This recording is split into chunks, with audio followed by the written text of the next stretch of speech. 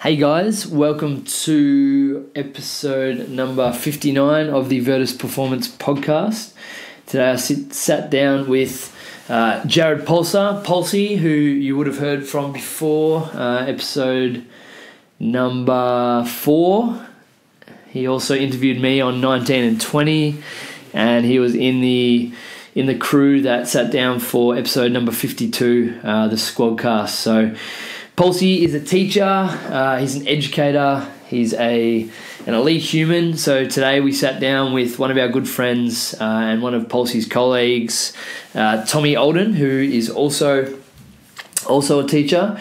He runs the outdoor education and the IT divisions of the school that those guys work at.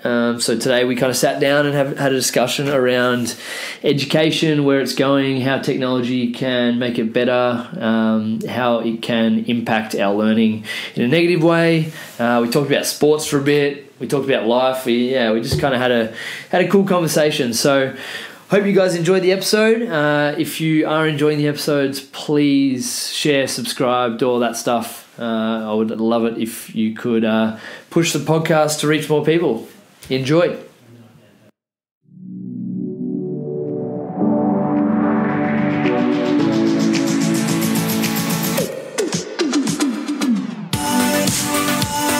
My personal and business goal is to be just a little bit better every day. I believe everyone, especially normal people, have a story to tell. The Virtus Podcast exists to help us all find small ways of consistent improvement by discussing the journey and experiences of each of our guests.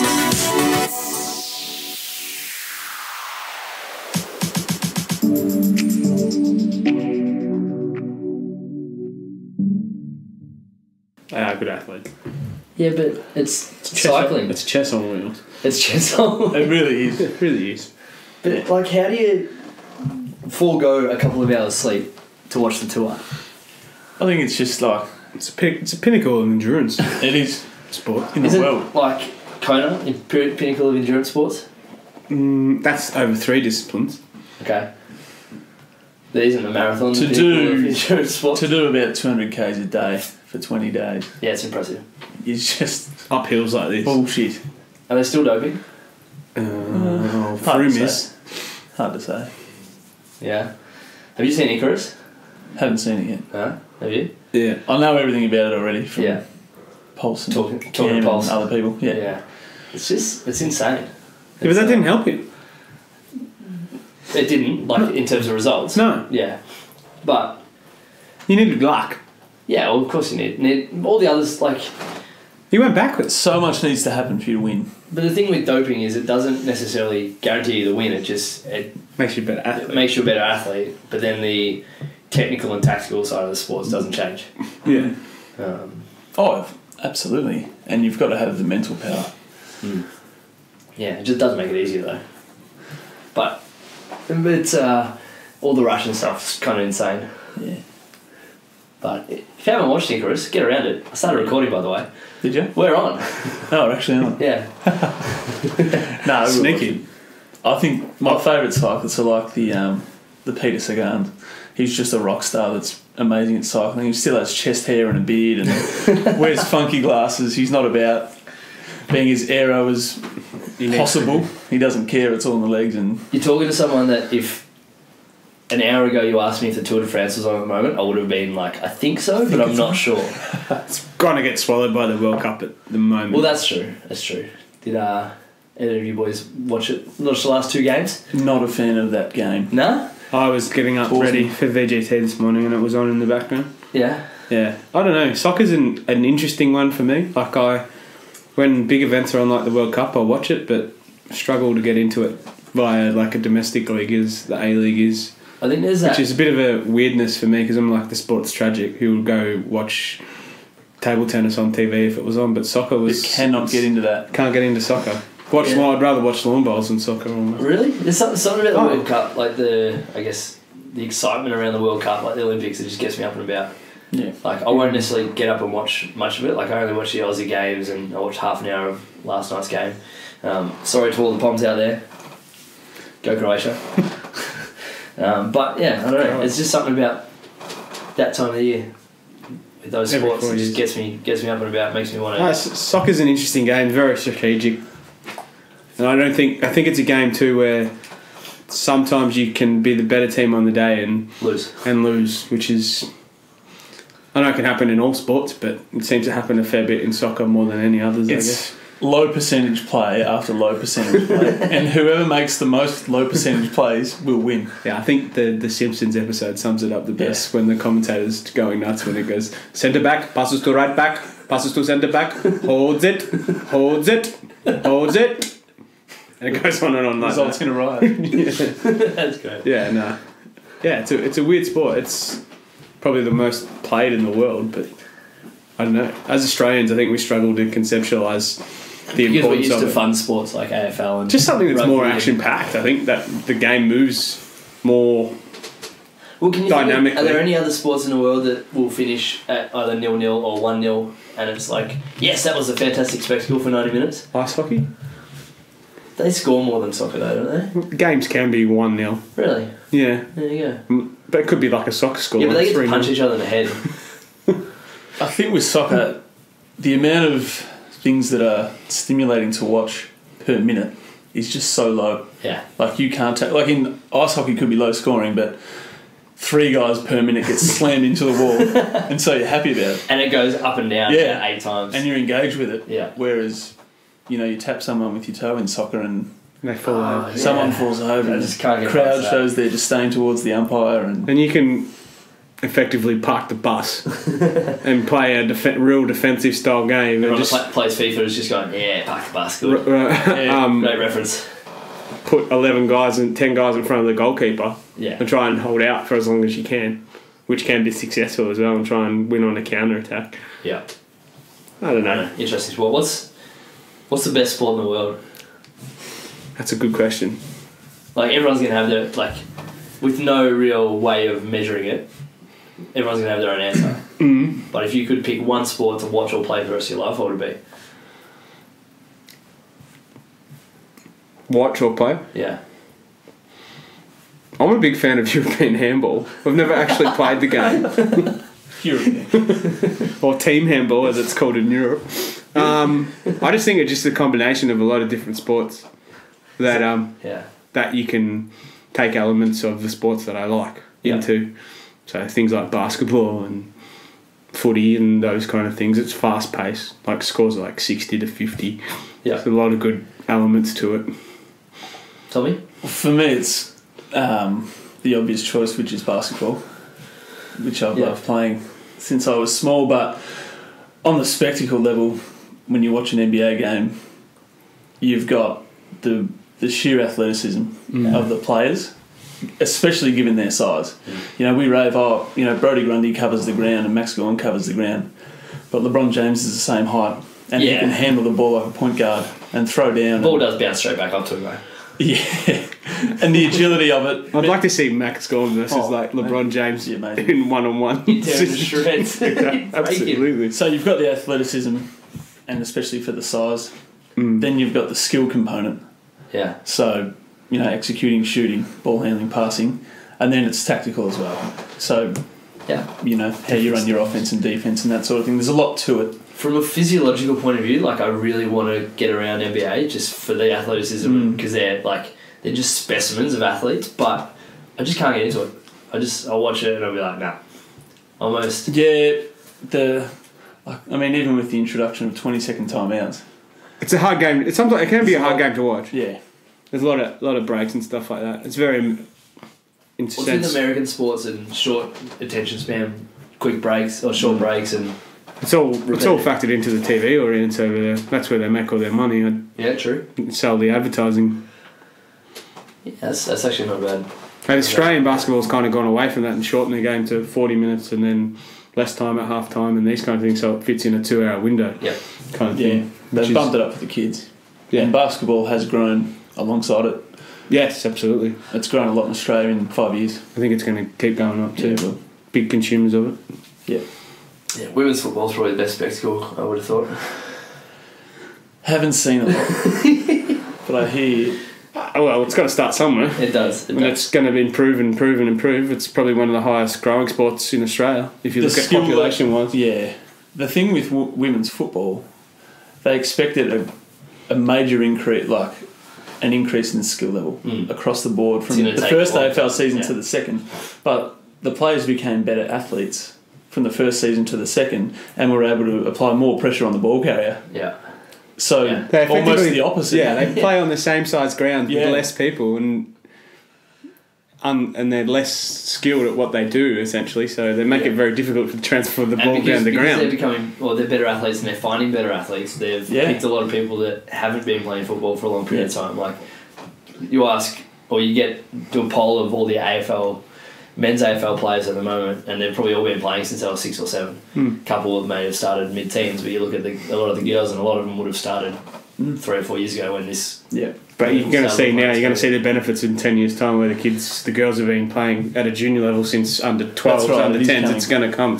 Yeah, I read an article the other day. It was like crisis in boys football, because girls football's had there's like spike 200% more girls being introduced to the game than guys over the last junior football's dying. They will have. Yeah, and it's pretty crazy to think that, like, I look back at when I played juniors, we had like 3 teams at Seaford, and there was like 3 teams at Mount Eliza and 2 teams at Langy, and just go look at the under 18s numbers for a lot of the MPNFL clubs. Yeah, it's probably 5 or 6 teams that don't, 5 or 6 clubs that don't have under 19s teams. Why is that happening? Why do you reckon? I don't think there's enough. There's other sports out there now. Yeah. Footy's not the be all and end all for probably teenage boys. Yeah. Paul Roos on the Sunday Rub was talking about the lack of skill in junior football in the TAC Cup and in the players that are coming through. Yeah. And he thinks that it's with video games and a range of other things. Well, esports is massive. Yeah, we can start to man, that's just when we were kids, we were outside kicking the footy. Yeah, every Sunday, kick the footy for hours and hours. Yeah, we used to do it like in our court, every night. We'd get like street lights come on. Yeah. We'd go inside, have dinner. Be home before the street lights come on. Yeah, that was it. And we do that with cricket, with footy, with basketball. There's more options now. Kids want to do other things, and it's watch Netflix or play Fortnite, and that's all the kids seem to really talk about. What is this Fortnite thing?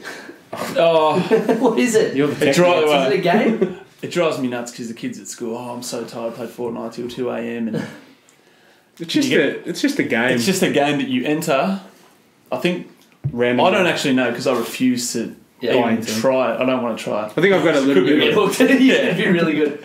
But it's all in, and the last left standing wins. Yeah, and the map's ever shrinking. Okay. So it forces you to... So I think a new round starts at like 9 p.m, and if you're in the arena then you're in. Yeah. Or something like that. Yeah, but people watch the gaming kind of side of things. People post their live gaming onto YouTube. And people watch it. And people watch it. Listen to the commentary. Yeah. And it's just them just playing the game. There's 2018 in a nutshell. People watching other people playing video games. Yeah. They're not even participating. Yeah, they enjoy that on YouTube, watching gamers game. Bring back Super Mario Brothers 3. That was the greatest game of all time. Nintendo 64, done. Super Mario. Back on the Australian sports stuff, saw my accountant last night, who's a lifelong friend, and he's been a really good cricketer. Yeah. And we were talking about cricket, and he's part of a highly successful club out in the country that is always winning flags and stuff, but at junior level they're really struggling. And he said everyone around the club's a fair bit older now. People aren't playing cricket. And I asked why, and he said it's just not sexy. Yeah. He said it's that simple. He said we went early with T20, probably the first sport to bring it down, and that's sort of settled. And now people are saying, well, how can that be more appealing to people and getting kids to play? So I think they've tried to change the rules of junior cricket to allow more of skill development rather than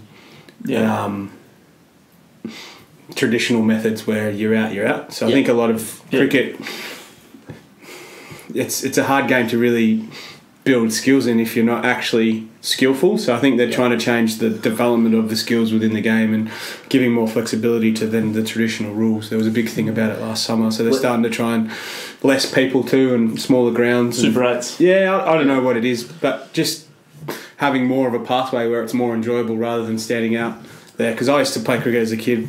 Cricket was my thing, and then I remember days where you'd field for 45 overs in juniors, and then if you got asked to play seniors, which was a regular occurrence, you'd be out in the field for 80 overs. So you'd spend 125 hours in the field in the summer. Yeah. There's better things to be doing on your day. I did the same. Yeah. I was a cricket nut in my teen years, and That's what you did, and that's what was expected of you. If you weren't a bowler, you might not get a bowler. You spend time in chasing this red piece of leather around on a hot day. From a quickly burns you out. Spending my Saturday standing out in the field point of view, I was very fortunate that I got into athletics early on, because it was either over summer. It was either my friends played cricket or they did athletics. And to go back to your earlier question, if handball or probably athletics, because you got a lot more variety. I could definitely just be involved in athletics for the one sport if I had to choose from the rest part of me my every year, like the new season comes around and I see some of our junior athletes that are running, I'm like, fuck, I want to get back into it.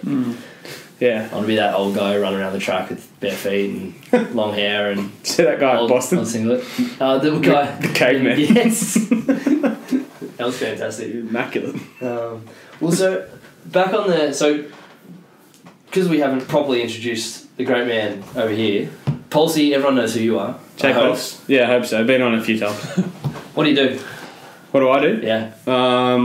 Do many things. Primary role is a educator.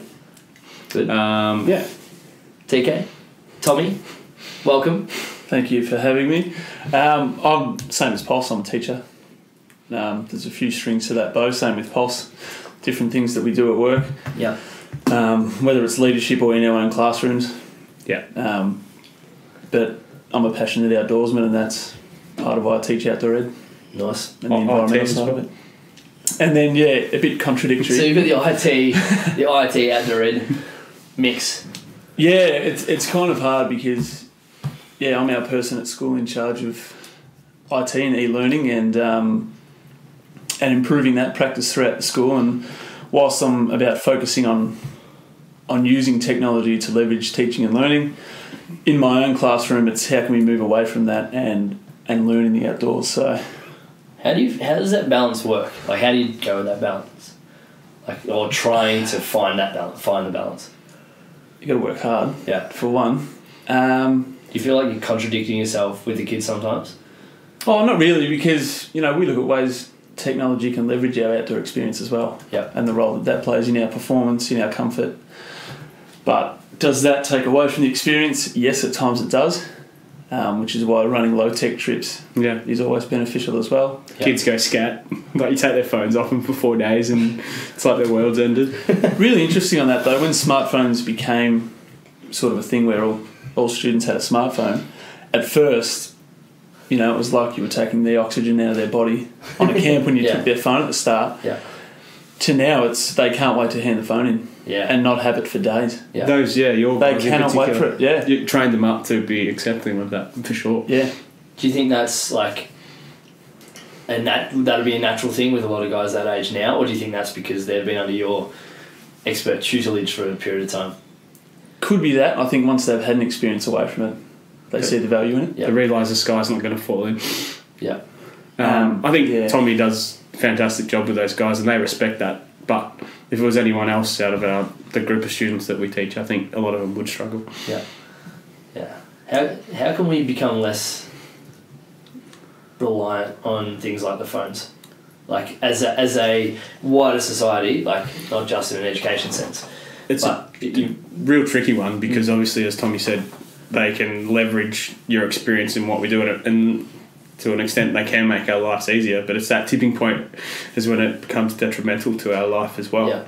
So it's really hard to balance. And it was on Insight on SBS a couple of weeks ago about technology in schools, and some schools are going away and banning like phones and stuff from the schools just to have more social interaction and these kind of things, which has a lot of merit, I feel.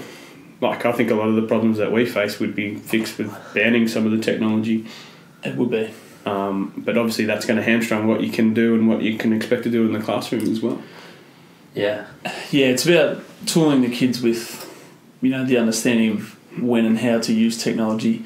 But as you know, at that age, from 12 to 18, you're not going to be so accepting or just not aware of the impact it's having on your life. Yeah. Even as a 30-year-old, like, I have trouble if my phone's nearby, I'm going to check it. Like, I found myself, I'm so much worse. Like, going away, I got to disconnect from my phone and, like, I was really happy with, and I really enjoyed it, right? Like the kids love the experience of not feeling the need to grab my phone every second. And over the last, like, month, I've just found myself going back to my phone. It's like, and having to check myself and be aware of it. But, like, I'm, like, in the crux of a, like, genuine addiction at the moment, and it's, like, messing with my head. How do I fix it? Is it an addiction though, or is it something, because you would do a lot of your work stuffs on your phone? Yeah, I don't know, I've fought with that because I think it's kind of a cop-out, because, like, I will go on to do a work thing, whether it be, like, post on social media or send an email or, you know, reply to some client messages or whatever, and, like, every time I'll go do the loop. I'll go Facebook, Instagram, emails, messages. Yeah. Facebook, Instagram, email, messages, and I'll do it like 3 or 4 times. Like, once you get through to the last one, then again, check the first one again. Because a while ago I took all notifications off of my phone, so like I have to go into the app to see it, to find it, and that worked really well for a period of time. But now I've almost like taught myself to, I have to go into the app to check if it's there, rather than. You live in an industry where that's pretty important though too. Like, you could get a lead or someone asking you a question that's directly related to your business, and that response could be the difference between you getting a new client or losing one as well. So you've got to be aware of it. Yeah. I guess for us, I leave my phone in the drawer at work and access it. Yeah. When Are the kids allowed to have their phones on them? They are. Yeah. And if I were to apply the rules that the college has, I would be sending probably 4/5 of my class out on a regular basis to give their phone to the office. So I kind of give them a warning kind of thing, and if they continually do it, then I probably send them out. Yeah. But if you lay your ground rules down and the kids know what to expect, then it's pretty good. I'm pretty lucky. I only teach senior guys, so I don't get to really see it from the bottom end. Yeah, year 8s are pretty bad. They're worse than my seniors. Yeah. When it comes to. Do you see? Are they getting worse? Like, are the year 7s, 8s, and 9s getting worse? Yeah, I think so. Yeah. Yeah. Is that just because that's all they know? Yeah, it is. But I'd say even by year 10 now, the maturity's there that, you know, my phone distracts me. I'm going to keep it away for majority of students, probably 80%. Yeah. And a lot of the year 12 guys makes conscious decisions and don't have Messenger and will leave their phones in their lockers and stuff like that. Or the academic ones that know the importance of it will do it. It's just so hard with having phones versus not because they're so good. You can send kids off and they live stream something back to the classroom, or they all film something that's uploaded in real time. Yeah. Bang. And because they're powerful for learning. Capabilities of them too, some of them rely on it as a personal computer. Yeah. And they have the capabilities to do that. Yeah. They'll search Google on their phone, they'll access our platform Compass at work to download a file or stuff like that. I've got Facebook groups with my kids that and constantly give messages on or drop documents or links to get them to look at. I don't know if they're reading it, but it's there and they're going to see it because they're always on it. You've got to take advantage of it from time to time as well. Yeah. No, that's right. And I think phones are the biggest talking point in all because they've replaced a lot of other technology. Yeah. So something I battled with term 1 this year, there was a change in the VCE study design for outdoor and environmental studies. And we're down at the prom and they had to collect data for their first SAC. And they had to take pictures of, you know, high levels of biodiversity, native species, a whole range of, you know, management practices, a whole heap of different things. Like, they have to do that. Yeah. And I asked the class, I said, do you all have cameras? He said, oh, does anyone have a camera? And I looked around the school, do we have cameras? Well, we have like good ones for the photography class. We're not going to take those on an outdoor ed camp because I wanted them to collect data but not have the notifications in their pocket and not have all of that stuff. Yeah. And, you know, and looking over some shoulders, kids were checking Snapchat and, you know, it was raining one day and someone was FML, get me out of here, it's so cold. You know, rather than actually experiencing it. Yeah. And then I thought maybe we can just say you've got to have a staff member with you and point out what they need to take the photo of, but then you go back to the SAC specifics. It's got to be authentic. Individual students must take photos. And yeah, so there's a whole thing to wrestle with where sometimes we couldn't get away from it. Yeah. So on that particular camp, I gave phones out for data collection. Yep. But as soon as someone got it back, it was check everything. Yeah. Then we'll go collect data. Yeah. But by then, the brain's just elsewhere. Keep the Snapchat streaks alive. Yep. That's all they talk about. Yep. Had a year 10 girl in hysterics on a camp because a 300 and something day streak was about to be lost. Can I please call my sister and give her my login so she can keep my streaks active? What? And it happened. And it happened? Oh, yeah. Because that's, and you know, I asked, what do you get from that? Yeah. Oh, you got to have it. You got to have it. You just do. Well, some of them Can't actually explain it, but I just do. use them for good. What was the last camp we were on? Reese goes, he gets on, has a look at his phone, and he finds out that who died and made an announcement to the group. Who was that? Yes, someone famous. Yeah, someone. Yeah. Oh, Stephen Hawking. Yeah. Yeah. And he goes, Which then became a round the fire talking point that evening. But yeah, there you go. But that's the thing as well.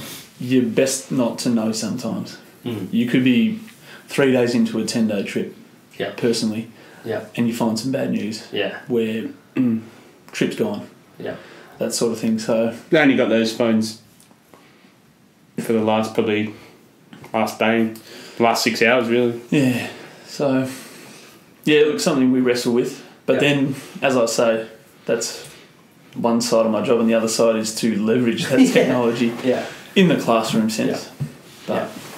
So, like, do you guys do much like paper stuff with the kids now? Like, is it?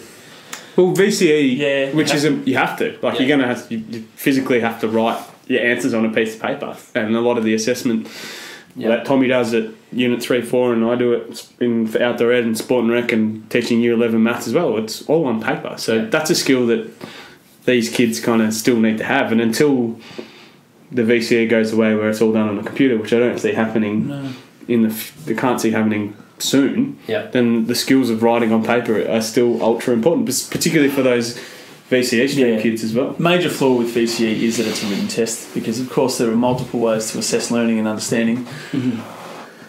And something I've been working with, like our integration staff at school, is using Microsoft learning tools.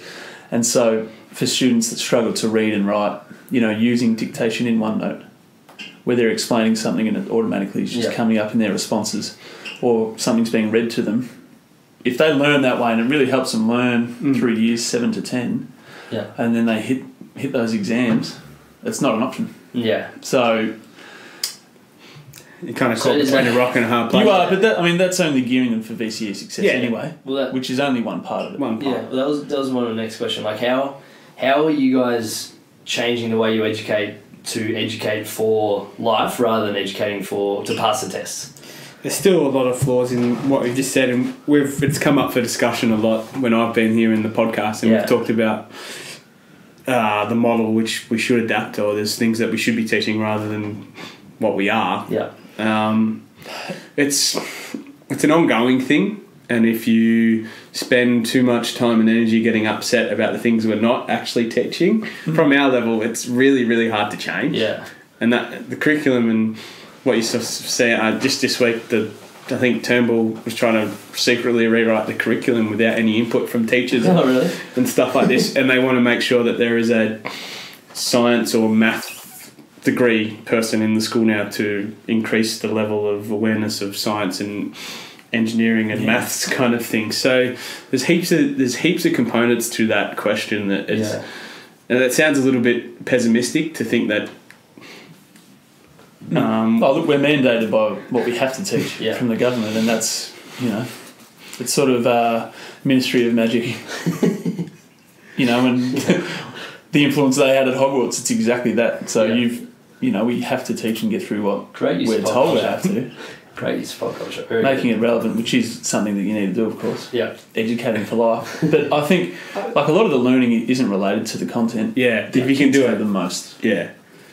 You can do that within a conversation you might have with a kid in the yard, or that's what I try and get that kind of development from my students, is that it doesn't have to be explicitly taught in the classroom. As a teacher, you're aware of many hats. Yeah. As well, and if you try and give life advice or teach students things not related to the curriculum, that's a bonus. Yeah. And you can see a lot of personal growth through your students that way as well. Yeah, and I think you've just got to go outside of it in what you value. So with every outdoor ed camp we do, I basically teach kids how they could plan and run their own experience that way. That's cool. So if they were to hike, what are all the things you need to consider and book and do? When we go up to Mount Buller next term, they need to go and talk to local business owners about what times of the year are most important to them and for what reason. And then they've got a planning document. They've got to price everything. Yeah.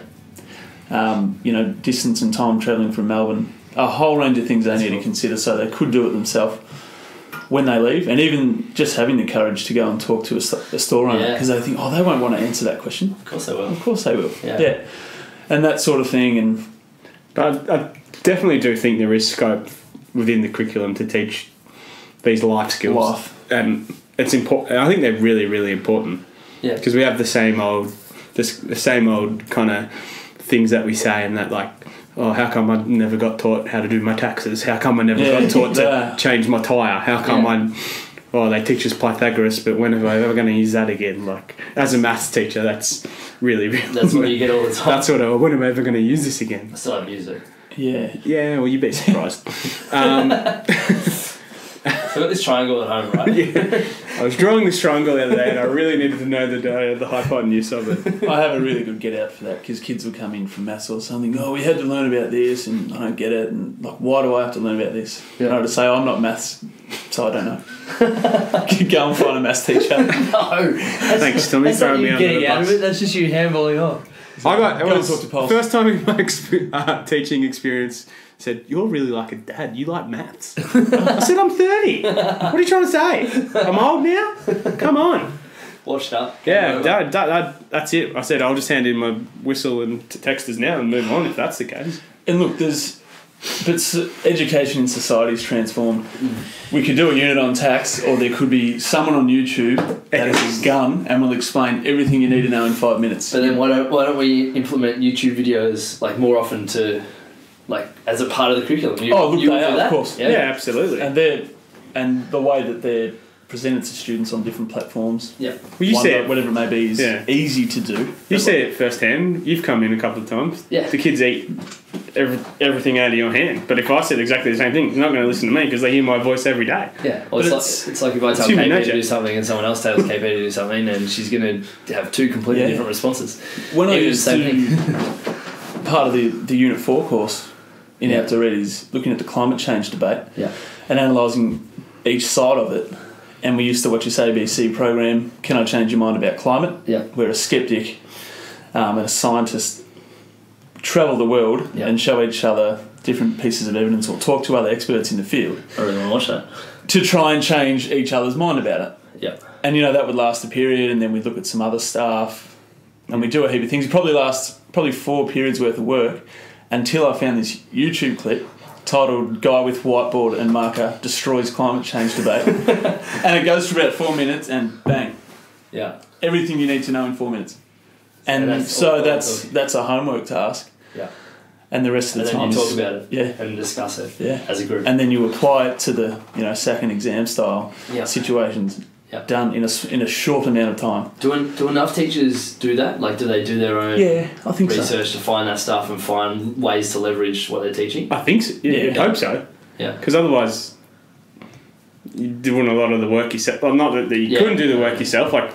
Sometimes it is good to have that break and have another voice in the room, or just to get someone else in to give their perspective or something like that, even if it's another teacher to come in and give their experience wheel in the 1998 TV and the VCR. The VCR and chuck on around the twist instead. I think it's individual though. Yeah. Some people will be more confident. Some people will be of the point of view that no one can teach you this better than I can. And can you swallow your pride and say, I can teach you this, but this clip will teach you better than I can? Of course. I was trying to explain it. I did a couple of days at Chisholm maybe a month ago, and I was trying to explain a point around how basic economics works, and I'm the last person who should be teaching that. And I just went, I'll just use the clip that I use. And it's Ray Dalio talking about how the economic machine works, the whole thing. And I put that on for them, and then we talked about it for 20 minutes afterwards. And does that make sense now? And they're like, yep, sweet, next topic. And I think it's knowing, as a teacher, knowing what you're actually really good at teaching. Yeah. Like you're plenty of strengths. Yeah. If you're good at something, but if you're not good at something, then you got to check your ego and say, hey, I'm not as comfortable as I am talking about this stuff. I'm going to get someone in that's better. Yeah, rule 5, ego on the hook.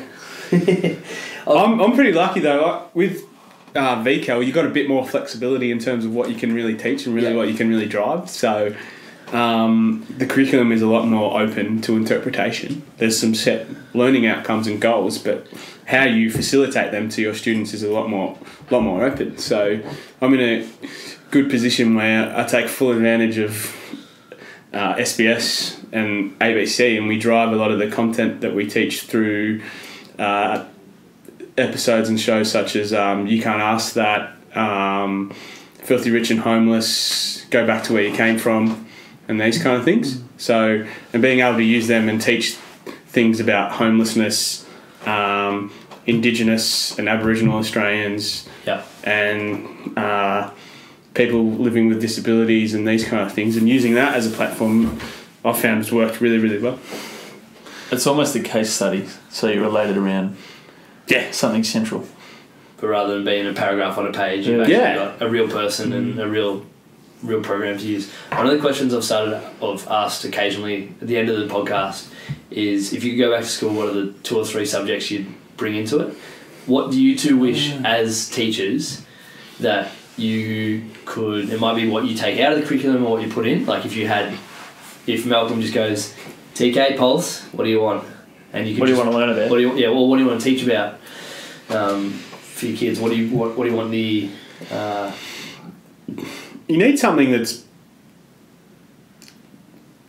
tangible and that's something that kids can grasp on. Because I think if you put something there that's too open to interpretation, then we've had experiences at our school where we do these big, broad projects, but because it's not in that traditional setting, the kids aren't used to it and kind of get lost. It's only the kids that are really focused and want to do well take up that opportunity. And I know that wheel could slowly turn in terms of what we wanted to do, but for it to be successful and meaningful, I think it would have to still fit in like a traditional kind of model where there was learning and formulating the kids learning through it as well. So it's a difficult question. I know what you're trying to say there in basic terms is learning how to learn. Yeah. And that's, there are programs at university, the DOTS program at Monash and whatnot, that offer that. Teach you how to become a university student first. What are the research skills, basic literacy skills? Well, I thought that's, I look back at my 3 years as an undergrad student, all the exercise sciencey stuff and the little bit of understanding I got around the basic terms stuff wasn't the most beneficial thing I got. I figured out how to discern between correct information and bullshit, more or less. And you learn how to actually think critically and determine what's true and what's not. Well, is this a reputable source? Yeah. How do we bring, I would have loved to have, maybe I wouldn't have had the cognitive ability to do that in year 8 or year 9 or year 10, but I would have loved to be able to start that process a little earlier. Yeah. But I don't know if that's a maturity thing or whether it's a content thing. I think being a critical thinker would be one thing that I would somehow like to instill. Yeah. Not just do things for the sake of doing them. Yeah. Creativity is a big one because I say a lot of kids, creativity gets sucked out of them at school. You can't do what you want to do. So if you can formulate that into a sense where they do have some there's choice. There's a video game they can play now that they've got to create stuff. Minecraft. And Minecraft for education is massive. Yeah. Is it used? Is it utilised? It is in some senses. Okay. Whether it can be... whether they need to recreate certain things. A lot of people are still sceptical on it though, aren't they? They are. But I can see the benefit in it. Yeah. But other teachers might not. Oh, for sure, if it's used properly. But Minecraft for education, this is insane. Starts next term for us. Really? Yeah. So to teach students about illegal wildlife trade, Yeah. They're going to log on. Yeah. They're going to enter the lesson code, and they have to walk around the docks. And there's all these big ships, shipping containers and stuff, and they have to go up to different people on the docks and, like, you know, press enter or whatever to get them to speak. Yeah. And they'll give them clues about, you know, what's being illegally shipped, where it's coming from, what the implications are. They'll have to talk to policemen that arrive to learn about, you know, what the sanctions are for illegal wildlife trade, all sorts of different things. They'll talk to people that are involved in importing and exporting the animals, like full on. So they've got to fill all this information out on this sheet by going around and talking to all these people in this fake world. That's pretty cool. Which is really cool. Yeah. Because it's like simulating real world experience. Yeah. Well, they can do it from their device. From their device. Which... We can get to the point in like 50 years where we're all just sitting on a couch that we're plugged into everything, and it's just the world is lived through virtual reality. A lot of primary school teachers, gamification is becoming a massive kind of tool that primary school teachers use. I guess in secondary school it's a bit harder because you've got a number of students coming in and out, and it'd be hard to really structure that in a way that would probably be meaningful. Yeah. So a lot of primary school teachers will run a game within their classroom, and that students can receive points and can level up, and there's allies. And one of my good friends is right into it and has set up a number of classrooms, and he has a different focus every term. Like this term he'd just gone to and done like a Marvel kind of thing, and you could it seemed really, really interesting, and the kids were hooked on it. So do you think education's heading in the right direction? Well, it is, but too slowly. Yeah. However, how receptive and adaptive we are to the changes can't keep up with that. Yeah. Like things are just... And that's one of the hard things in my role. Yeah. It's a slow burn change, and we're at a stage at the moment where we've got internet generation students and we have some internet generation staff. Yeah. Many not. That's not to say that's not necessarily a bad thing. Yeah.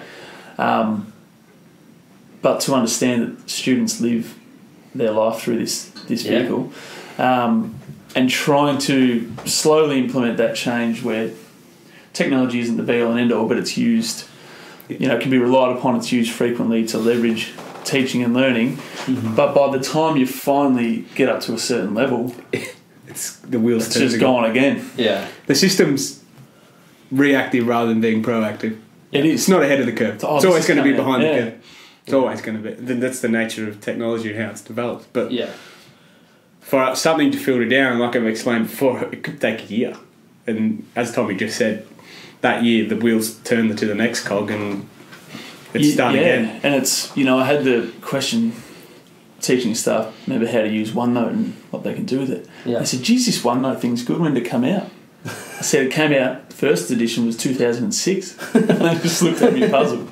Yeah, it's insane. You know, and it's through no fault of their own, but, you know, Microsoft has made a huge push for education.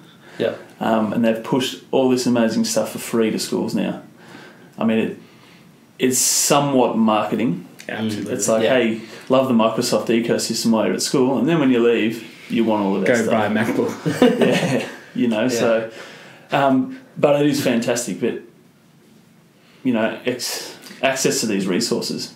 And it takes, within any school, it takes to a point where something needs to reach critical mass. And that's students, teachers, everyone using it for it to become an effective tool. Yeah. Which is hard. Using it and testing it and seeing what works. And like it's got to reach that critical mass where it's seen as the norm. Yeah. And as teachers, as stupid as they sound, we get initiative fatigue because there's a new thing coming out every 3 months that wants from the top down that needs to be pushed. And then teachers just know the system now. They'll just sit on their hands for 3 months and then the next thing will come along and everything's changed again. Yeah. I always feel the same, like from a business point of view, like there's so many apps and programs that should help me with what I do, but I almost feel like sometimes it's like, well, fuck, I've got 4 apps doing what these 4 apps do, and then I'm like, okay, well, I've got too many. And then you've got your OneNote and your Google Docs and your 18 other ones that are kind of similar, but they all have like slight variations. It's like, which one do I pick? Yeah, and that's almost the hardest thing, because then, you know, in a month there'll be another one. And then they'll out-develop each other, and that's how it works. Yeah. Personally, Microsoft is ahead. Yeah. They've got the money, they've got the right people. They're all over Twitter. Just moved all my stuff onto Google Drive, mate. Don't tell me that. That's a good backup. It's a great backup, I guess.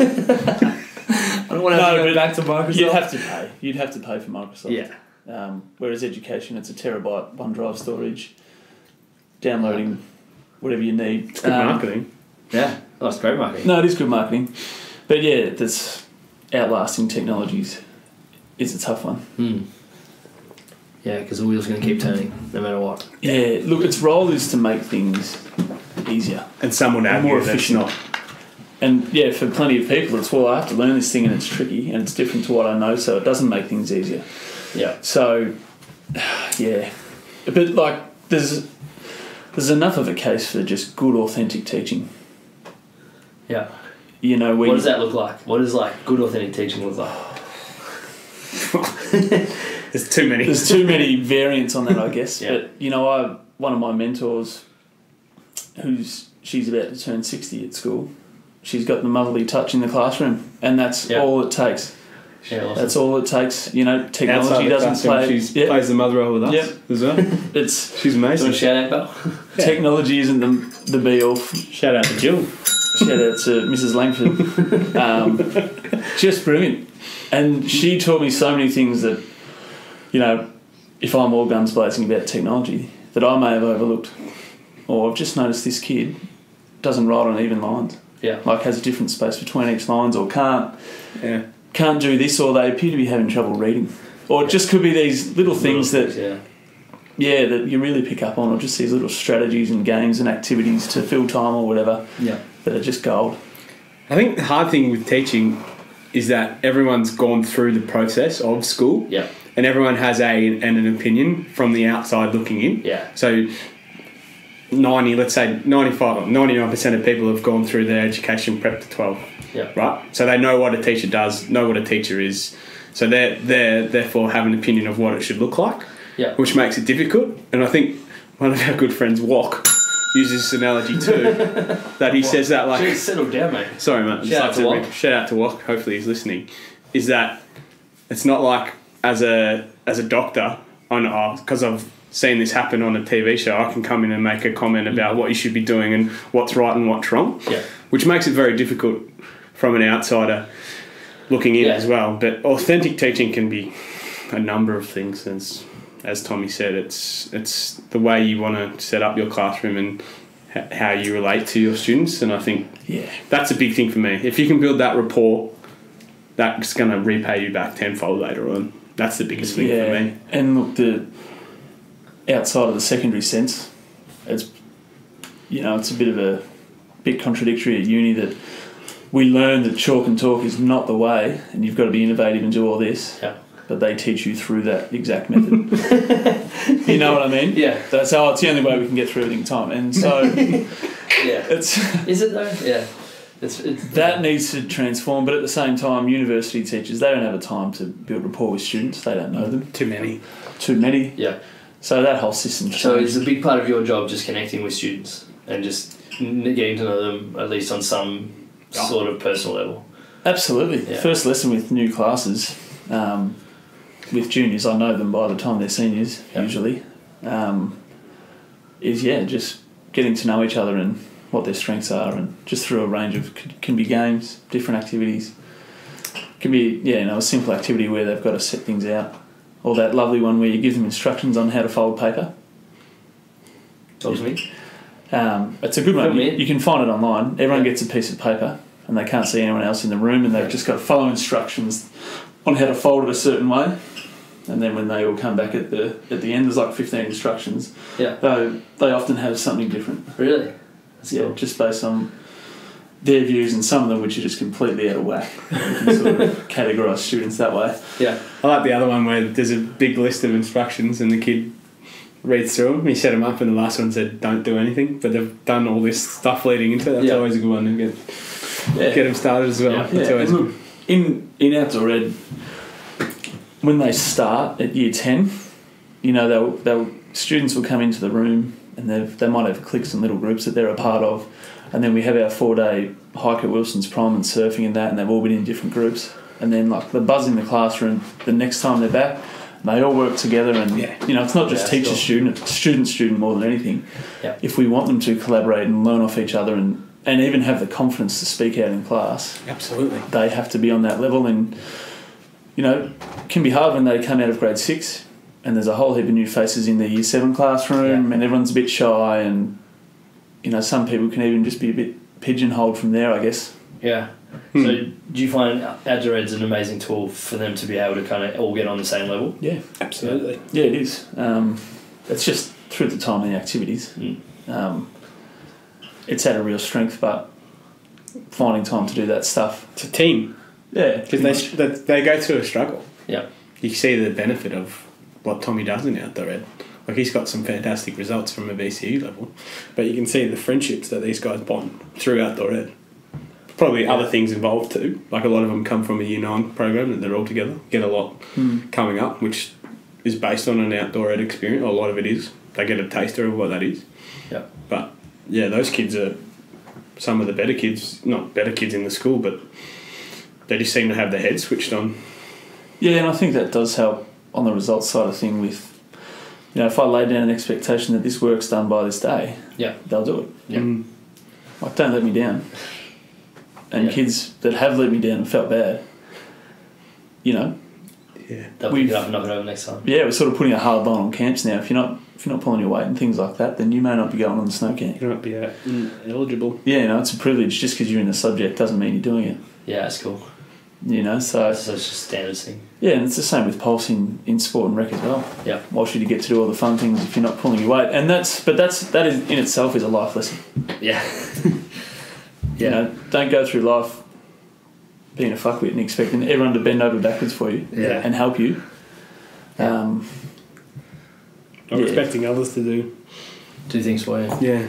Which there's kids that come into outdoor at the start and they're in their pairs or their threes and they've got to cook and they all look at each other like, who's going to cook for me? Who's going to get the water for the transier and who's going to wait, what do we do? Yeah. Who's carrying this? Who's carrying that?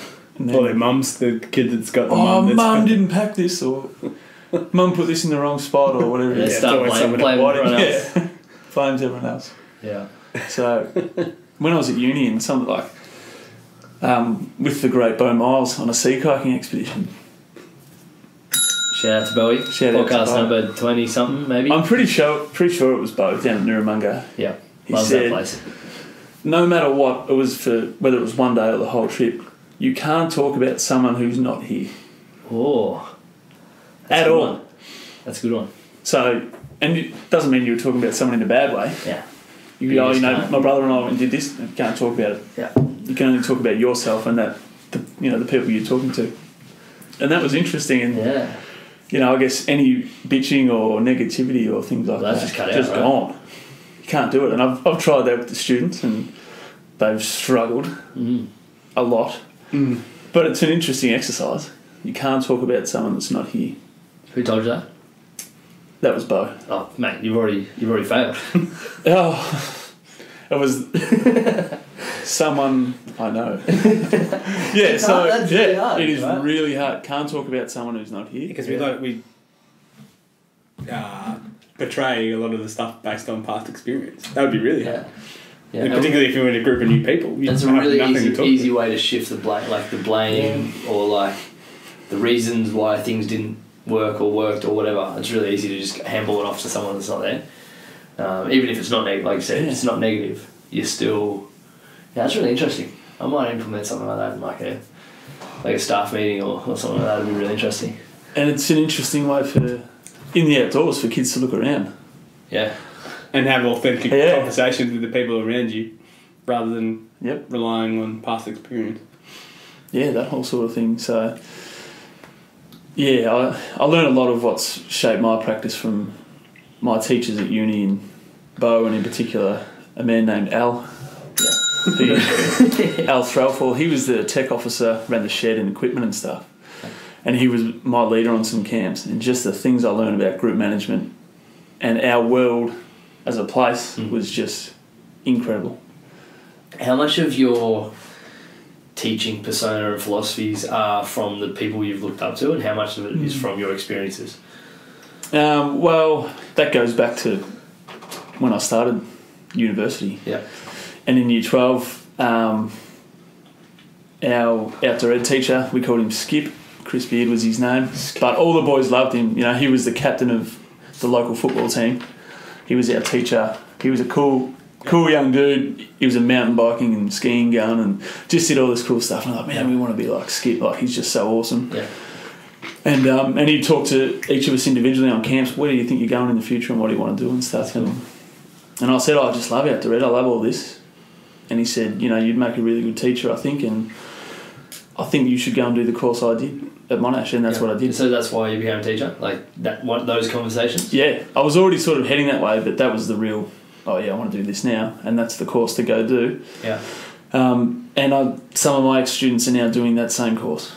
Good feeling? Like having good them feeling, do what you do because of more or less because you're doing it? Yeah. Awesome. And that, you know, the wheel goes round, and that was the reason he got into teaching originally. Yeah. So a lot from him, a lot from people at university, of course, and even other teachers in the school. You know, Wok has taught me about discipline. How to give a good rep to the kids. I was probably a bit soft, to be honest, when I started. Yeah. But that develops. It does develop. It does develop. Yeah, it's a weird job because you essentially get given the keys to this new shiny new car on your first day, and there's like no one watching you if you fuck it up. Yeah, it's really, you get no feedback on what you're actually doing, and you really struggle for that because any other job you'll get some feedback saying, oh, that's a good job, but essentially you're given the keys to this car and whatever you do to it. Here's a pile of kids, don't fuck them up. Yeah, pretty much. Have you ever filmed yourself coaching? No. I want you to try it because I reckon it was probably my second or third year when I got an iPad. I'd film myself teaching, and there was a few times I went, geez, that's, you know, I would have gone about that differently.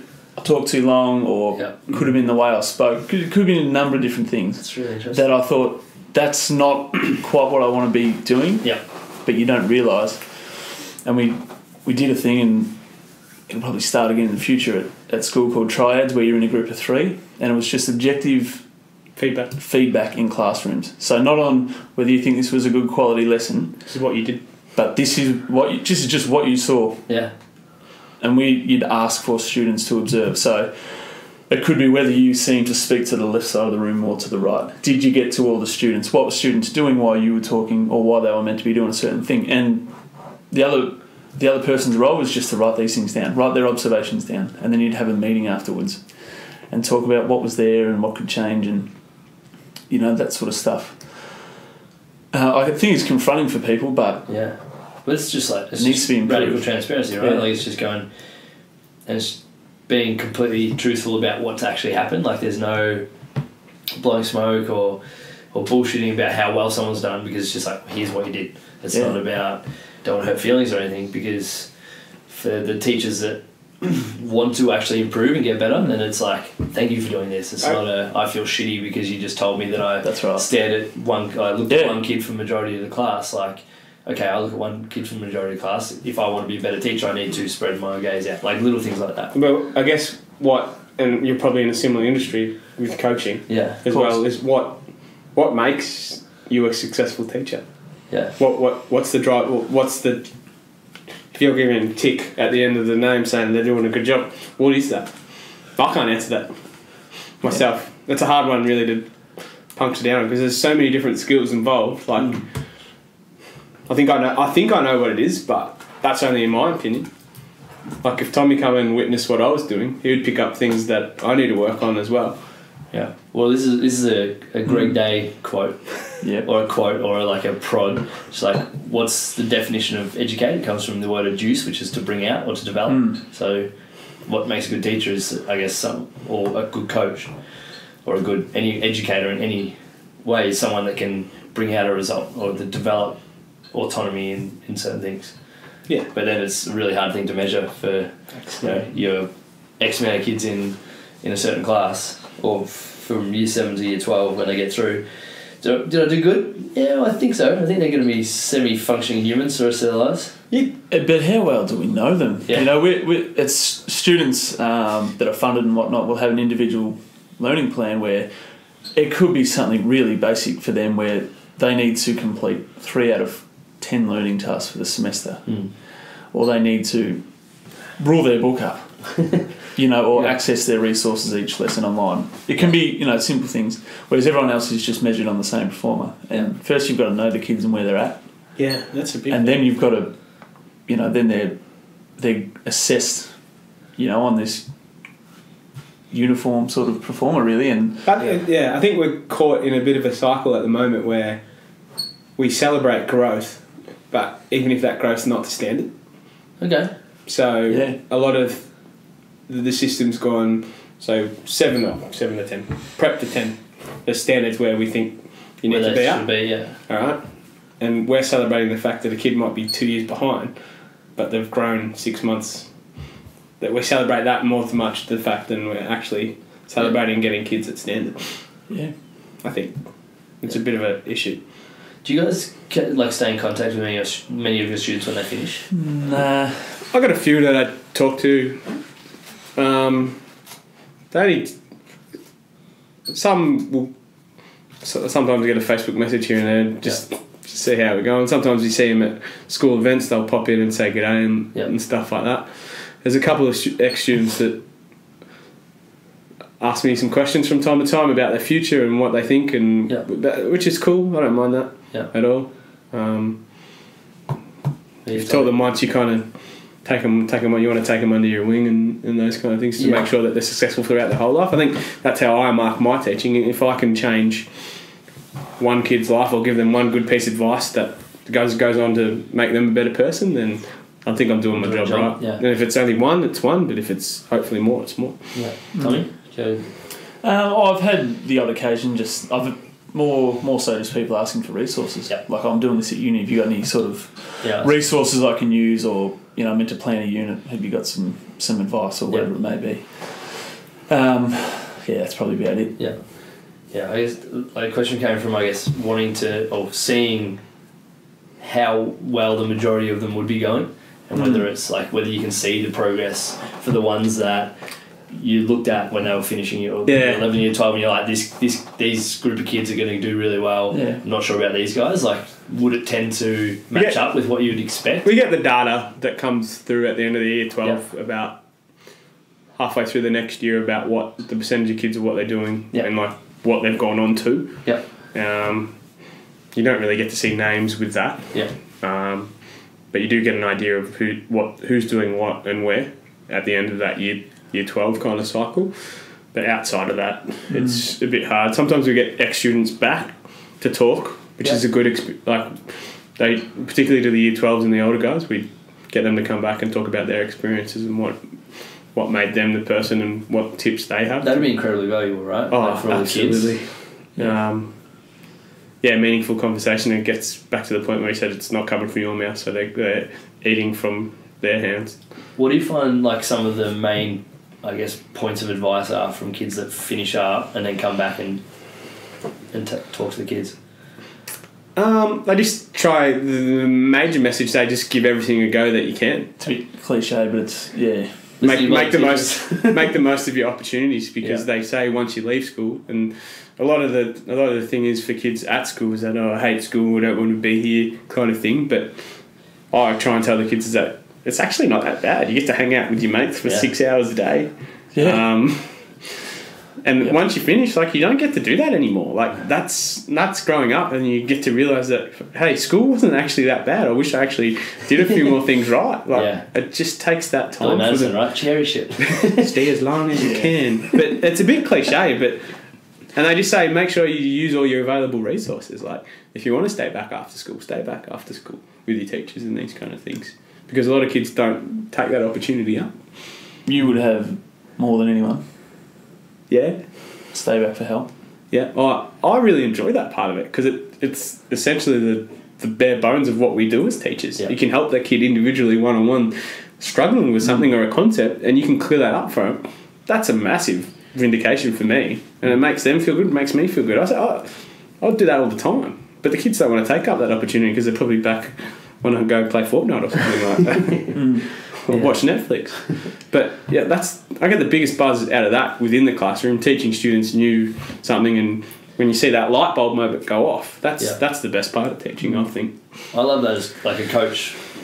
People feel they can't ask questions and feel they can't grab me and sit down and talk about a concept or talk about their training or talk about their goals or whatever. And it's like, that's probably one of the things that gives me the biggest buzz. It's like, well, if I can help you move from like thought process A to thought process B in 3 minutes, where you could have been stewing on it for a week. Like, I think that just comes with maturity and being comfortable with that level of authority that you're in. I guess that education system's set up where there's always that authority figure at the front, and it's seen as someone that you probably don't want to talk to about certain things too. But as kids get older, you're not going to get all the kids coming asking you these kind of questions, but the ones that do are going to have those meaningful and conversations with you. Yeah. Yeah, and you realise that the person at the front is just someone doing this, like, that's been in the same position you are. Yeah, absolutely. You can leverage your life experience into your teaching. Tommy's done this before too. We've using heart rate data from exercise events that we've shown in class, and I've gone and speaking to the Year 12 classes about nutrition for endurance events and these kind of things. It's just things that you can bring into your teaching that make it interesting and make you seem like a human. More human, more human. You're not just like this computer that just sits there and lives at work and like we go out and have lives and stuff like that. Great segue. You guys have just been on holidays. You're about to finish up your holidays. What's with all teachers getting like being absolutely cactus by the end of the term, being sick or burnt out or? Oh, it's more of a term 2 thing. Yeah.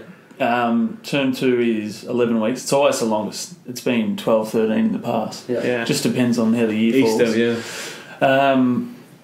winter. The fact is, you get less daylight as the term goes. It gets colder as the term goes. Yeah. So automatically you're down on vitamin D. Germs in the school. Supplement that shit, guys. Get around it. Germs in the school are a premium. Yep. There's a lot of bodies coming through the doors. For me personally, being an outdoor ed teacher, term's always broken up by camps, and I'm always building towards that next one. Mm-hmm. And even though it's more tiring going on a camp, the logistics and just running it and stuff. Yeah. It annoys me when people say, "How was your holiday or your trip?" Because it's so far from that. You're at Mount Buller. You must have been having the best week ever, and that's not the case. Yeah, you can have a bit of fun, but you're looking after people. Yeah, you're not there carving the slopes for 8 hours at all. You're babysitting, and it's frustrating at times too. Yeah, it's like when I go to outdoor ed camps with you. People ask me, I said, I didn't lose anyone. That was a good step. You're always on buzz. Like you're on edge 24 hours a day. Like it's really like, oh crap, is everyone in their tents? Is everyone eating right? Is everyone going to the toilet? It's something that. It's a really strange kind of experience to know, like particularly on outdoor ed camps. That's exactly right, Paul. It's and I was talking to Billy about this the other night. Just a bit of pillow talk. Shout out to Bill. She was just asking about that sort of stuff and when it's on camps, like what I meant when I said that it's not, a 3-day hike at the prom. It's not just a glorious hike. To the best beaches. It's monitoring how much water students are drinking, like actively watching them drink water, eat. Are they going to the toilet? Yeah. A whole number of things. Does this kid look overly fatigued? Are they a bit red in the face? Yeah. Looking at the group dynamics and it's just so many different things. You're constantly on the first aid. Decision making. It's like attention. Yeah, like it's huge. Yeah. Should I go this way? Should I go that way? How's the group travelling? And there's always so many concerns and should something happen here? Yes, we've got satellite phones and things, but it's still a big deal. And there's a lot riding on everything that you do. And really the only time that I ever get to marginally switch off is once they've all gone to bed. Yeah. And then even then I'll sit there reading a book and do a few walk arounds and just making sure that sort of everything's under wraps and you're looking at the sky, hoping they're not under any trees or anything like just stuff like that just goes through your head. And it's great to be in those places, but it is dark and you can't really go and do anything. Yeah. But it's just go take a slab of furfies, sit on a rock and. Well, one of the kids did ask us that. They said, "Remember that time? Do you actually enjoy coming out to camp with all us?" And I was like, "Yeah, it's really good." I said, "It would be better if I got to do it with my own group." When we went down that time last year. Yeah. That's what I was saying to you guys. This is just unreal. Yeah. I'm actually here, but relaxed. Yeah. I've set up the tent and I'm just winding down. Yeah, now what? Oh, And I'm I don't have to do anything. Yeah. You're like looking around like meerkats around. really like, good. You right, mate? Yeah. But there was no looking at a watch or anything, whereas it's, I need to get these guys cooking, I need to get all this happening. And that's not to say I don't love it. I absolutely love doing it. And watching the kids grow. But it is a really different thing. And, you know, I've been running the same introduction hike for 7 years. Yeah. The same 3-day loop at the prom. Well, it was different this year. And it's, it was a bit different for your group this year. And I still breathtaking. The prom, we love it. Amazing part of it. But still, there's some times where you realise, and for anyone wanting to hike from Sealers Cove to Little Waterloo Bay is not 12 k's as the signs say, it's 17 and a half. Really? It's massive. And just knowing that we're so far away and the kids look at the signs, oh, there's 4 k's left. This has got to be the last beach, and you know, this sort of stuff, and thinking, and you're just like, we have so far to go. It's still so. Are we there? Just up the hill, mate. Yeah. The hardest thing I ever did was going up the Telegraph track to the car park. Yeah. With 2 packs on the front, mine on the back, in about 35 degrees. Oh shit! And just double packed the 3k ascent. Yeah. And yeah, that's solid. Yeah, that was solid. But good from you. No, we do love it, and that's, you know, a big part of it is just getting out to nature, and nature therapy in troubled youth. Is a movement at the moment, and there are more rightly so organisations that are sort of popping up here and there to make that happen for kids, and not just kids. You know, there's groups that go out from corrective facilities for adults as well. That's cool. And things like that, because it is proven that green spaces and time are important for our mental health. Even obviously our physical health, but our learning. So I think going back to your question about sickness for me, it's just it's a cyclical thing. Like, it happens to me every holidays. I think your body just gets to a certain point and it knows it's almost at the end and just starts to relax. And I generally thought my body was shutting down. Is it a self-fulfilling prophecy now that it's happened so much? I hope it doesn't happen, but it happens more often than it does. It happens more than it shouldn't. It's interesting. At the minute, I get up at 6:15 usually. Yeah. And Billy gets up at 6:30 to head off to work, and I've been getting up with her to cook her breakfast and get her stuff ready. Good from you. But I've been so tired. And she said, "Oh, you do it all the time. You got to be used to it." But I don't feel that I am, because I don't have to be at work. Yeah. And I finally have that time to just chill. Yeah. What do you guys spend your holidays doing? Like, do you have Palsy just curls up in a ball and lays down for a week? But what do you guys spend those 2 weeks doing, and then the bigger 6 weeks at the end of the year? Those 2 weeks ones are just investing in yourself, I feel. As I said before, I'm generally recovering from sickness, so I like to just be able to not have anything in your diary, and you're free to do what you want. So if you want to sit at home and read a book all day, you can do that. If you want to go to the gym more often, we've talked about using the 2 weeks as a bit of a training base to really up your training, and I was really a firm attributor to that when I was doing on my Ironman stuff. I'd use those 2 weeks to really launch into some training. You can set up your term really well if you want to do a little bit of work. You don't have to, but if you want to, you can really set yourself up for a smooth transition. It's just, I just do whatever I feel like I want to do. Catching up with people that you don't normally get to catch up with. Going to go see your parents, these kind of things. Yeah. You can just got more time to do the things that you really want to be doing. Just fill your cup. That's it, filling the cup. Yeah, there's probably 4 things: friends and family catching up, particularly family. I like to go down to the country. Fitness, just being able to go to the gym or go to runners with the great man. Do some, I've been doing. Hey Rick. I've been getting on the bike, on Zwift, in the lounge room. Had a session last night. And just that's enjoyable. A bit of the block. So we're doing our place up at the minute, sort of one step at a time. But just having time to, whether it's paint or do some work in the yard or, that sort of stuff. Yeah. Do a day or two of work. I've done that in the past. Once I get the go ahead from the interior designer, Bill. Yeah, I make poor decisions on decor, so everything has to be run past her. She's got a great eye for it. which is fine. She picks out what needs to be done and then I'll do it, like the painting. Good. Unless, because I'm the world's worst handyman, so whether I get Tom... I'm probably up there. Whether I get Tom over or something like that to help out. Yeah, good. But I'm a workaholic and I've done so much work this week in particular. Yeah. And a bit myself. tomorrow there's about 8 hours worth pending. Really? Yeah. Big Building day. up the PD program for staff for next term and having it fully resourced for staff meeting first day back. So, And then work never straight back stops. in next week. Yeah. Yeah, you can set your term up. If If you can really knuckle down, if you want to. Some people just need that time out. It just depends on how you're feeling as well. If you're burnt out, that's the last thing you want to do. But one thing every teacher will tell you though is that at the end of the term they go, "Yep, I'm going to do all this stuff on the holidays," and they've got a huge list of things to catch up on, marking, planning, whatever it may be. you might get one. And thing. they may do none. They may do one part. They might do all of it. It just sort of depends. People, you always work. You're always doing something. Or you always think you should be doing something. I think the three of us are the same in that mould. Have to be doing something. Yeah. Have to. There's got to be a project You just on the run. cannot. On the roll. Yeah. You've got to be doing something. Yeah. Whether you're making the house neater. KP will be sitting there listening to that bit going, Lockie hasn't fucking done any of that. Yeah, but you don't get the holidays, would you? Yeah. Yeah. Yeah, not. Very nice. Alright, finish off the podcast. I want to do a quick little, favourites. So a couple of topics. I want you to tell me your favourite and tell me why. Or favourite, best in the world, best ever kind of thing. Favourite movie, go. Batman Dark Knight. Why?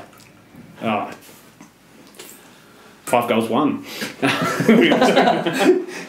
Palsy wants to give an arbitrary scoring system to everything. Yeah. So 5 goals, 1, alright. 5 goals, 1. I think just the way that's made and the actors, the score, and just the brooding nature of that film. It's and not being the biggest Batman fan before that.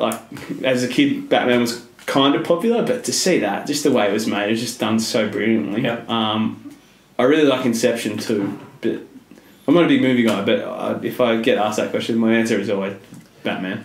That trilogy there. What do you got? Mine's actually the same. So no, it's true. It's true, but I'll choose another. I'm a Bond tragic. A Bond tragic. Love James Bond, and Skyfall's my favourite of those. You'd make a good James Bond. Yeah, maybe. I'm too tall to be James Bond, I think. I just enjoy that because there's a lot of twists and turns, and I think Daniel Craig's sensational. But on a sort of a movie critic level, they strip James Bond back in that film. They take the gadgets out of it. They dig into why he's not just this high-flying, this high roller that solves the world's crime and gets the girl in every movie. He's actually an alcoholic that's depressed and over the loss of his parents, and it all goes back to their residence in Skyfall, the name of their property where they grew up, and this sort of stuff. And it's quite interesting. It's very different to any of the Bond films. Good, I like that. Lost in Translation. It's my probably favourite movie of all time. Okay. Scarlett Johansson. Yeah. Obviously. Bill Murray. Double, obviously. What a man. But I think it's just a really cool insight into the human experience and loneliness and being in a foreign place and how we deal with culture and deal with things that aren't normal and all isn't our own environment, and how we deal with other people, how we deal with ourselves when we're alone, and then how we interact with people when we're in those situations. And I just love the movie. Favourite book of all time. Palsy, what do you got for me? Favourite book of all time. Or most impactful read. Palsy's just getting back into reading. Yeah, I have actually. I've jumped back on the horse this holidays. I don't know. Most impactful. I'll let you think, Pulse. You go. I love autobiographies. Yeah, good. And it's a toss-up between these two. Chris Judd's probably second. But the great man, our illustrious coach, Bucks. I love his book because... What a man. Get him on. I love his book because it paints a picture of who Bucks really is. Yeah. And the whole Fig Jam thing is something that he is not. But the best thing I took from it was there's a line where he says when he was running extra 400s at training or that sort of stuff, or he was chasing, I think it was Shane O'Brien or one of the players who was more experienced than him, that he used to chase his tail all the time, he'd think to himself, like, if you're willing to compromise, like, just this 400 effort by slacking off, you know, what else are you going to compromise? And you can think about that in every sense. Whether you might say, oh, I'll leave this for tomorrow. Yeah.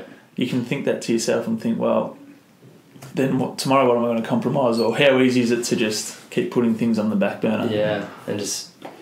Because then eventually, like, you take 5% off everything in your life, quality of your life's going to be significantly detriment compared to what you would be. Yeah. So that's good. What a man. Like that from both. For us. Mine's probably going to surprise you a little bit. Mine is The Perks of Being a Wallflower. Oh, great movie. Haven't read the book. Great movie and book. And we saw Wade's heater, and he's just come in and stuck his finger up. Shout out to Wade, anyway. Shout out to Wade. But we didn't actually steal it. We actually took it because he had it left on all night. So that's what you get. He did. Oh, that's not the first time either. Oh, you know what's worse? What's that, mate? The smell of this room. TK's been with a couple off, so. This room. It smells like a bag of cheese corn chips. We just ate a bag of cheese corn chips. No, I didn't. No, we didn't. I don't eat cheese corn chips. I'm not allowed to. You said I wasn't allowed to. Back to Palsy. Palsy, sorry. Thanks, Wade. Perks of Being a Wallflower. I think I really read that in an important part of my life, and I probably should go back and actually reread it. Probably something I just thought of then. It's that it just taught me to be proud of who you are, that book, and then and I know it's a bit tragic in some parts too, but just to be happy with the skin you're in. I know it sounds pretty cliche and a bit Fitzpo and stuff like that, but I think growing what I went through and then reading that kind of validated of what I was doing and how I was feeling, so I took a lot out of it that way. Good. I'm really struggling to answer this, but because you've read 900 this year already. No, we're up to like 44. I'm pretty happy with the books I've ticked over this year, but I think there's the normal ones that I go for, like Principles and Sapiens and stuff like that. But I think one of the best books ever is The Hungry Caterpillar. That's fantastic. What's the rainbow fish? That one? That was pretty good. Is The Alchemist by Paulo Coelho. I don't know. Coelho? I don't even know how to say his name. Paul. But for me, it just... Paul is his name. It's just like all the shitty stuff can happen, but if you maintain on the path and keep taking steps forward, then you'll eventually get to where you want to get to. It's just that really simple story about not needing external validation, not letting all those negative things get to you, but just if you're heading somewhere, no matter what happens, no matter what people say, just keep taking steps forward. Is that where that climb a mountain adage comes from? No, that's Miley Cyrus. The climb a mountain thing. How do you climb a mountain one step at a time? I think that might be a Greg thing. I think. The deism. Yeah, deism. Yeah. He needs to write a book. It's also physiological. That's the way to get up and down. That's actually that's actually how you do it. Yeah. Good. Favorite podcast? It can be for deep learnings or just entertainment. Until a year ago, I think I could answer the question for the both of us, but it's ceased to exist. It was the Jock Reynolds fantasy football podcast. Unfortunately, the boys have gone away from that, which me and Tommy used to find ourselves in fits and laughter and talking to at work, and no one would actually know what we're talking about. Good. Which was good. I really like Willosophy with Will Anderson, but unfortunately he was on a bit of a roll with his content that he was putting out, but it's just stopped. Something's happened, and he got a job at Triple M. He got it, yeah, and then it just happened recently, and he released one last week, and he kind of explained that some of the stuff that was said in the podcast has been spun and turned against him or one of his guests too, so he's really questioning if he's going to continue with those conversations. Well, if you're listening, Wilbur, give us a call. Let us know why you Yeah, it was interesting to hear, and I just think the conversations that he has with people, and then some of the people you don't even know, that are quite meaningful, they're authentic, and I learn a lot from them because he Get back on it, Wilbur. talks about topics that... Policy's learning. Yeah, That's what we want. I've recommended a few to Tommy and he probably... Yeah, no, I've listened to him. Good. Yep. For me, I like Mark Howard's How He Games. Yeah, good. I don't think anyone doesn't like those. Just good insight into all the athletes and people that come in. Mick Fanning was particularly it was good. superb. Made me cry, made everyone cry that listened to it. He polarises a few people, though, Howie. A lot of my mates hate him. So I said, have you listened to his podcast? And they go, no. I said, what? Go listen to a few of them before you make a judgment on him. Listen to the Mick Fanning if you can. He just goes through the night he lost his brother, which he never told anyone. So on the podcast, that's pretty heavy. Something he can't really talk about, and it was pretty deep stuff, but pretty inspiring, and you just learn a lot about people, just everyone that's on there. Yeah. So that's cool. Mine's pretty obvious. It's just Joe Rogan. I think it's the ability to, like, he's at like 1150. I don't listen to it. You've given me a few, and I just haven't really that's all right. had the time to fuck you. Obviously, I'm not giving you enough value.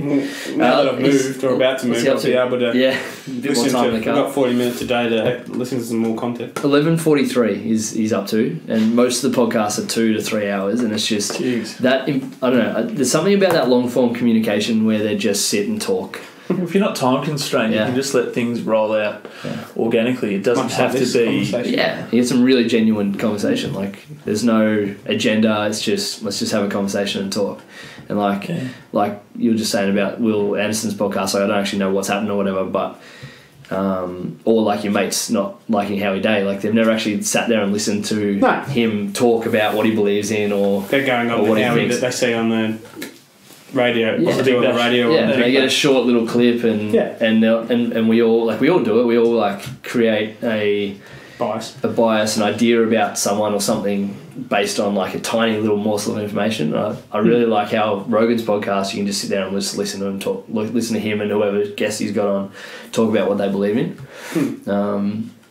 and you realise that people go, I hate that guy. Well, you might hate 20% of what he says, but 80% of what he says, you're like, yeah, I kind of agree with that. And I find myself agreeing with Rogan on certain things and just going, no, I disagree on other things. But it allows me to kind of reaffirm what my beliefs are about life and stuff. Last one, favourite joke. What did the fish say when it ran into the wall? Damn. Good. That's my go-to. That's your go-to. Everyone needs a go-to joke. Geez. If you're listening, you need a go-to joke. That's my go-to. I wouldn't say I have a go-to joke. You're going to Google one now. Yeah, but I just want to make sure I tell it properly. If you don't know it off by heart, it's not your favourite joke. I'm going to have a crack then. But I'll give you my favourite Office line. Yeah. Because I love The Office. Which one? When US. Yeah. When Michael Scott says, and I knew exactly what to do, but in a much more real sense, I had no idea what to do. And I find him so funny. Good. As a character. Alright, I'm going to butcher this. You can edit it out. Eh? Nah, got a rule. Don't edit. Alright. So there's this highway patrolman sitting on a notorious stretch of road. Just this big long stretch where there's always people speeding, and he's sitting there, pulled a couple of people over that day, and this white ute flies past, and he goes, well, they're going way too fast, chases after him, pulls him over, starts going, do you know how fast you were going? And the guy goes, yeah, sorry, I'm in a rush. And then before the cop can start to ask him more questions, he looks in the back, and there's 12 penguins sitting in the back of the ute. And he goes, whoa, just before we start talking about the ticket that I need to give you, why are there 12 penguins in the back of the ute? He goes, oh mate, I've got these penguins, I don't know what to do with them. They're a bit of a pain to handle, they're a bit hard to deal with, I'm just not really sure where I should take them. And the cop goes, okay, well, you're obviously in a bit of strife. Let's there's a zoo about 10 minutes down the road, take them to the zoo. I'll let you off. Or a monologue? What's that? Is this a joke or a monologue? I'll let you off. I'll let you off the ticket, and you can just take the penguins to the zoo. He goes, yeah, perfect, no worries. So he drives off. Cop sits down. About a week later, the cop's sitting in the same position. Same white ute flies past, pulls him over, Goes the guy. He goes, mate, the penguins are still in the back. Weren't you meant to take them to the zoo?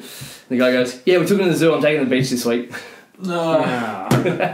That's so good. That was even good. I don't care. I love it. There's a real funny guy. I need to tell it properly. Yeah, there's a real funny guy at work, and he's got the best jokes, Griggsy. Yeah. And this is one of his favourites, and it's a bit crass. So, what's the difference between a pickpocket and a peeping Tom? Don't know, but this is going to be the end of the podcast, so make sure it's good. This is going to be the tagline on the podcast. What's the difference? One snatches watches, the other one watches snatches. Thanks, lads.